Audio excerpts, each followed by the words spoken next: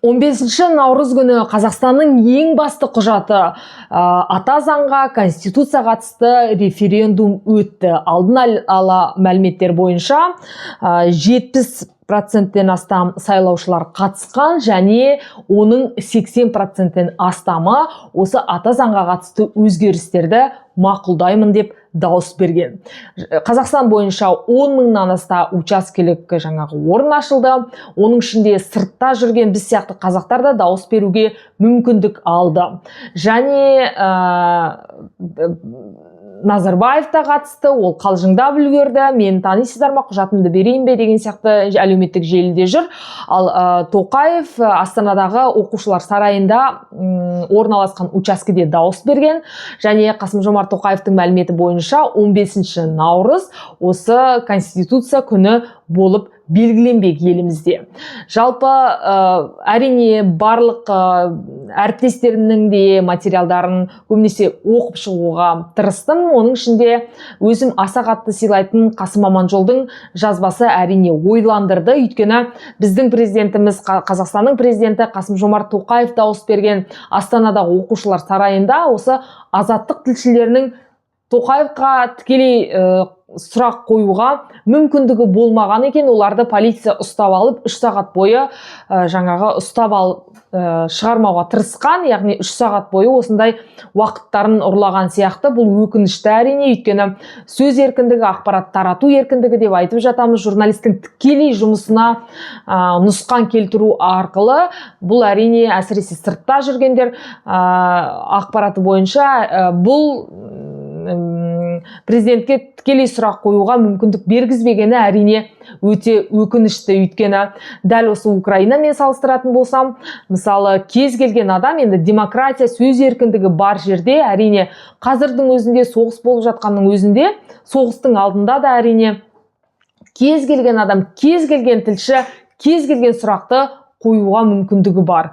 Ал президентке сұрақты тікелей қойғызбай, не ұстап алғанын, не үшін ұстап алғанын айтқызбай, полиция үн-түнсіз 3 сағат бойы журналисті ұстап отыру әрине әділетті Қазақстанға келмейді. Өйткені біздің жаңа өзгертіліп отырған Конституцияда әрине біз әділетті Қазақстан деген сөзді көп айтамыз, және сөз еркіндігі деген дүниеде бар, демократия деген орныққан, демократиясы орныққан ел деп жазылады. Бірақ бұл әрине бұл сөздердің бәрі осы іске сай келмейді, бұл өкінішті. Және референдумға жалпы 12,5 миллионнан астам адам қатысқан екен. Осы дауыс беруге мүмкіндігі бар. Және нақты болжамдар әрине келесі күні дайын болады. Ол туралы бізде айтып береміз. Ал енді әлемдік жаңалықтарға көшетін болсақ, әрине Иранның жаңа жоғарғы басшысына қатысты Аль-Жазира агенттігінде ақпарат шықты. Жалпы білесіздер, Иранның ең басты рухани көсемі 28 күні Иран ақш пен Израиль бастаған соғысы кезінде тас-талқан болып басты көсемі өлген, және оның ұлын тағайындаған еді, Моджтаба Хаменеи. Бірақ соңғы кезде ол осы ешқандай да 28 ақпанда талқылаған, 28 ақпаннан кейін осы рухани көсемнің ұлын жоғарғы басшылыққа сайлайды, бірақ ешқайда ол жарық көрмейді, өзінің яғни бет әлпетін көрсетпейді. Оның Иран халқына арнаған сөздері бар, бірақ дауысы жоқ. Соған қатысты Израильдің барлау қызметі, Американың барлау қызметі, тіпті Трамптың өзі әлеуметтік желіде жазғаны бар. Бұл тірі ме, өлме белгісіз.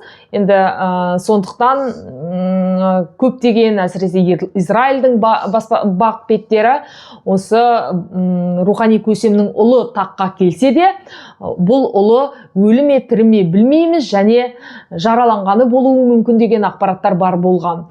Міне енді Аль-Жазира деген ақпараттық сайт, ақпараттық медиа осындай хабар таратты. Ол ауыр жазаланып Мәскеуге емделуге кетуі мүмкін. Енді неге Мәскеу, оны сіздер жақсы білесіздер. Иран мен Ресейдің ара қатынасы соңғы кездері өте қатты тығыз дамыған, өйткені екеуі де мұнайлы ел, екеуі де батыстың санкциясына ұшыраған, екеуінде де диктатура, екеуі де Украинаны атқылауға қатысты, әсіресе Иранның шахет дрондары біздің 5 жыл бойы төбемізде ойран салып жүргені рас. Және қазіргі күні енді Украинаның әскерлерін неге Біріккен Араб Әмірліктері, Европа өзінің жаңағы мүмкіндігінше қорғанысын сақтауға шақырып жатыр. Өйткені әрине шахет дрондарын, Иранның дрондарын басқа Украинаның әскерлері атып қағуда алдына жан салмайды. Өйткені 4 жыл бойы осы Иранның дрондарымен алысып келген жайы бар. Әлі де қаруды алдын ала сатып алған болу керек Мәскеу. Ара тұра ұшып тұрады. Мысалы, кеше ғана Украина бойынша үлкен атқылау болды. 50-ден астам ракета, баллистика, ескендір бар, және дрондар бар. Осы 500-ден астам дрондар жіберілді. Бұл бір ғана түндегі мәлімет. Сондықтан Украинаның әскерлері әрине Иранның қаруымен жақсы нәтиже жинаған, тәжірибе жинаған деп айтуға болады. Енді қазір Иранның парламентариясы мәлім еткендей, енді Украинаны да қазір қатты соққының астына алмақшы екен Иран. Бірақ Зеленскийдің жауабы бойынша бұлар бізді неге үркітеді? Өйткені біз бәрібір 4 жылдан бері осы Иранның қаруымен соғысып келеміз деп мәлімдеді. Ал енді тағы бір жаңалықтың бірі, әрине Мәскеуге қатысты ақш тарапы санкцияны, осы мұнай нарығындағы дағдарысқа байланысты санкцияны алып тастауы мүмкін, немесе оны санкцияны жеңілдетуі мүмкін. Бұл ақпарат шынымен де расталды, оны Кремль айтып отыр. Енді бұл өкінішті, өйткені Иран ақштың базаларына мысалы соққы жасап жатыр, өзінің көршілеріне соққы жасап жатыр. Бірақ мысалы барлау мәліметтерін мысалы Ресей береді екен дей тұрғанмен де, енді осы ақш базаларын атқылау үшін. Бірақ енді Трамптың бұл жерде саясаты түсініксіз. Сен мысалы өзіңнің ақштың солдаттарын, әскерлерін Ресей атқылауға Иранға көмектесіп жатыр, ал сен керісінше Ресейдің санкцияларын жеңілдетесің. Бұл мысалы миға қисынға келмейтін нәрсе, бірақ солай болды. Оның алдында Трамп пен Путин телефон арқылы сөйлескен болатын. Бәрібір де жаңағы Путин Трамптың тілін тапқан сияқты, өйткені санкцияларға қатысты осында жеңілдету болуы мүмкін. Ал Европа бұнымен келіспейді, өйткені Европа біледі. Украинаны білесіздер, дәл Польшаның түбінде тұрған ел, арасы 1 сағаттай ақ, сондықтан олар Ресейдің агрессиясын әбден көріп отырған белгілі. Және Урсула фон дер Лайен деген бар. Европа мысалы Украинаға әлі де көмек беруді жалғастырмақшы. 90 миллиард евро туралы да айтылады, және әскери көмек бар. Біз сияқты босқындарды әлі де қамтамасыз ету бар, өйткені 9 миллионға жуық украиналық босқын қазір Европада жүр. Сонымен енді Иранның жаңа көшбасшысы жараланған болуы тиіс, Мәскеуде құпия түрде аттанды, және сол жақта емделіп жатыр деген мәлімет бар.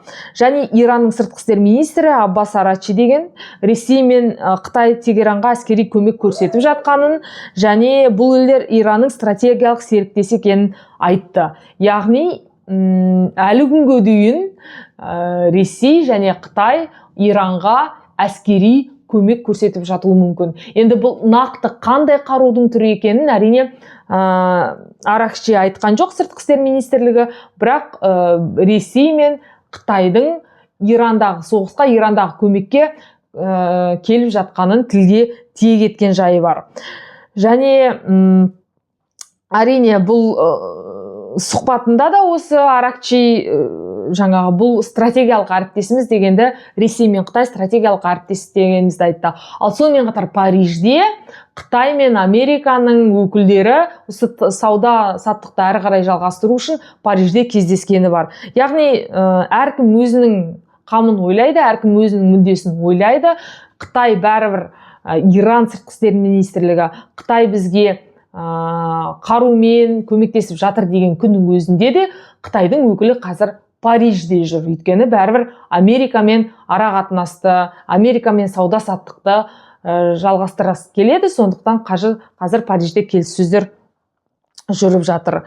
Мендегі ақпарат осындай. Сіздер комментарий жазып, арнама жазылып қолдап қойыңыздар. Өйткені бұл маған шабыт береді. Бұл мені ары қарай жұмыс жасауға жетелейді, жігерімді жаниды. Сондықтан комментарийларыңызды қалдырыңыздар. Тағы бір қайталап айтамын, арнама жазылыңыздар.